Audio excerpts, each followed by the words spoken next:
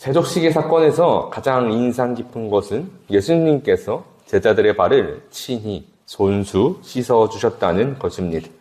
이 모습을 우리는 먼저는 예수님의 겸손으로 이해하지만 오늘 본문에서는 예수님께서 우리를 정말 사랑하시는 모습이구나, 예수님께서 얼마만큼 우리를 사랑하시는구나 라는 모습을 깨닫게 하는 것이 세족시계 사건의 본질이죠. 예수님은 자신을 팔 자가 가룟 유다임을 말씀하시며 그 가룟 유다가 여전히 완악함을 드러내 그 자리를 떠나갔습니다. 예수님의 사랑을 경험했음에도 그는 어두운 흑암으로 걸어 나간 것이 지난 본문의 말씀이었죠. 요한복음 13장 30절에서 유다가 그 조각을 받고 곧 나가니 밤이러라.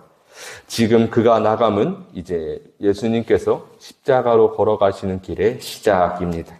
이제 곧 가룟 유다가 유대 종교 지도자들을 이끌고 올 것이기에 그 예수님께서 이제 죽으시는 그 길, 절망적인 상황 앞에서 오늘 본문 속 예수님은 이렇게 말씀하십니다.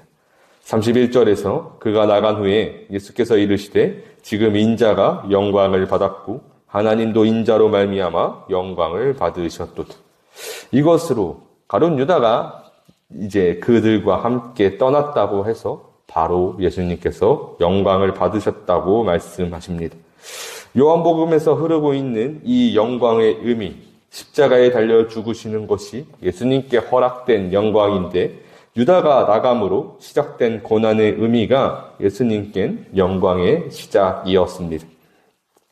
32절에서 만일 하나님이 그로 말미암아 영광을 받으셨으면 하나님도 자기로 말미암아 그에게 영광을 주시리니 곧 주시리라.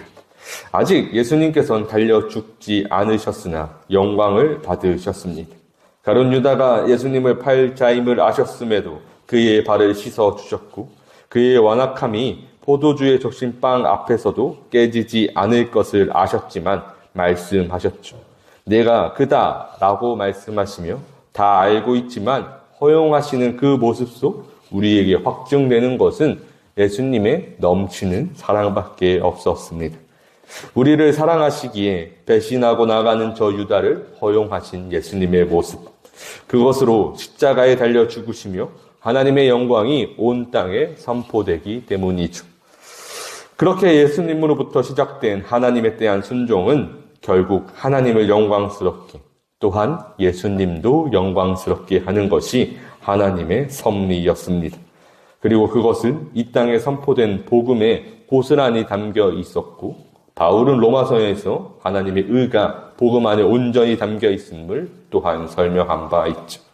로마서 1장 17절에서 복음에는 하나님의 의가 나타나서 믿음으로 믿음에 이르게 하나니, 그 하나님의 의, 하나님의 뜻이 복음 안에 온전히 담겨 있어서 우리가 복음을 듣고 믿으면 믿을수록 더욱 하나님과 가까워지는 것이 우리의 삶이 되고 그것이 하나님께 영광이 되었습니다. 무엇보다 오늘 본문 속 이 십자가의 길을 걸어가시기 전 이제 예수님은 제자들에게 한 가지를 당부하십니다. 오늘 본문 33절에서 작은 자들아 내가 아직 잠시 너희와 함께 있겠노라. 너희가 나를 찾을 것이나 일찍이 내가 유대인들에게는 너희는 내가 가는 곳에 올 수 없다고 말한 것과 같이 지금 너희에게도 이르노라. 일전에 예수님께서 유대인들에게 이렇게 말씀하셨습니다. 너희는 내가 있는 곳에, 내가 가는 곳에 올 수 없다고 말씀하셨죠. 그때는 하나님의 곁으로 하늘 보좌로 승천하시는 것을 말씀하시는 것입니다.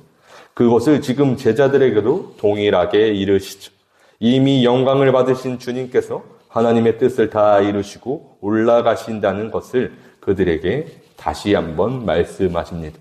그와 동시에 새 계명 또한 말씀하시죠. 새 계명을 너희에게 주노니 서로 사랑하라. 내가 너희를 사랑한 것 같이 너희도 서로 사랑하라. 예수님은 서로 사랑하라 라고 말씀하십니다. 그런데 이때 이 서로 사랑하라라는 말씀은 이미 하나님께서 구약 속에서 말씀하신 바가 있습니다.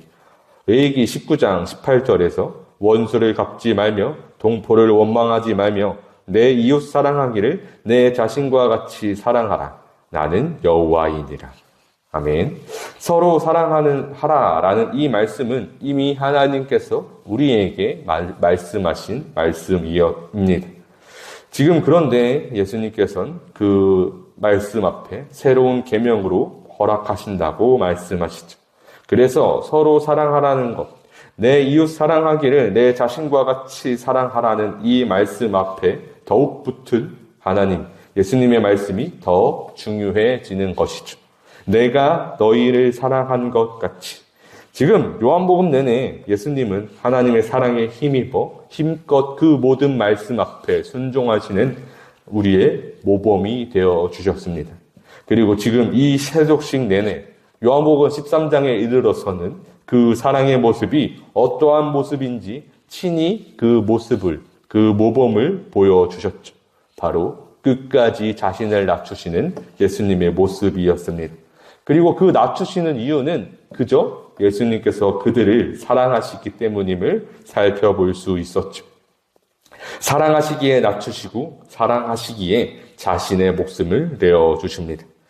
요한복음 10장 11절에서 나는 선한 목자라 선한 목자는 양들을 위하여 목숨을 버리거니와, 이것으로 예수님이 보여주신 사랑은 자신의 목숨을 버리시는 사랑임을 깨닫게 합니다. 바로 나를 죽이는 예수님의 사랑이었죠. 예수님은 이 모든 일에 대하여 요한복음 13장에서 이렇게 말씀하십니다. 13장 15절에서 내가 너희에게 행한 것 같이 너희도 행하게 하려 하여 본을 보였노라. 본을 보이신 이유는 우리가 그 길을 똑바로 걸어갈 수 있도록, 따라 걸어갈 수 있도록 인도하신 것이죠. 우리가 따라 걸을 수 있도록 미리 보여주셨습니다. 알려주셨죠. 그러니 이제 우리는 그 이름에 힘입어 온전히 그 길을 따라 걸으면 됩니다. 그러니 서로 사랑하기를 죽기까지 해야 하죠. 그때 예수님은 우리가 그의 제자인 줄 모든 사람들이 알 것이라고 말씀하십니다. 너희가 서로 사랑하면 이로써 모든 사람이 너희가 내 제자인 줄 알리라. 우리가 하는 사랑은 세상의 사랑의 모습과는 전혀 다릅니다. 예수님께서는 자신이 선생이시지 우리의 구주이심에도 불구하고 낮아지고 또 낮아지셔서 그들의 발을 씻어주셨습니다. 우리도 그와 같이 이 땅에서 낮아져 내 이웃들을, 내 지체들을, 우리에게 맡겨주신 모든 영혼들을 서로 사랑하기를 죽기까지 사랑해야 할 것이죠. 우리는 여기서 죽는 것을 두려워할 수 없습니다. 하나님께서 붙들어주신 그 은혜, 그와 예수 그리스도와 온전히 연합하면 함께 죽는다면 반드시 하나님께서 우리를 다시 살리실 것을 믿기 때문이죠. 바울은 로마서 6장 8절에서 만일 우리가 그리스도와 함께 죽었으면 또한 그와 함께 살 줄을 믿노니, 이 은혜를 위하여 지금 예수님은 하나님의 영광을 받으셨습니다.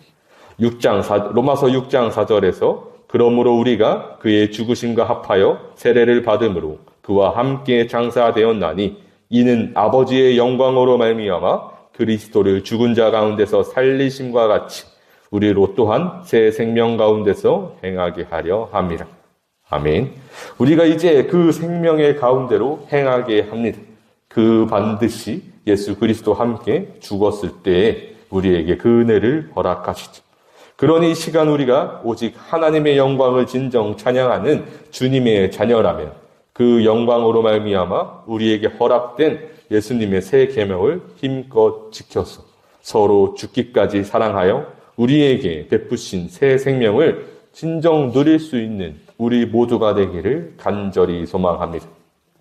우리가 죽기까지 서로 사랑할 그때 우리는 예수님과 함께 진정 영원토록 살아갈 것입니다.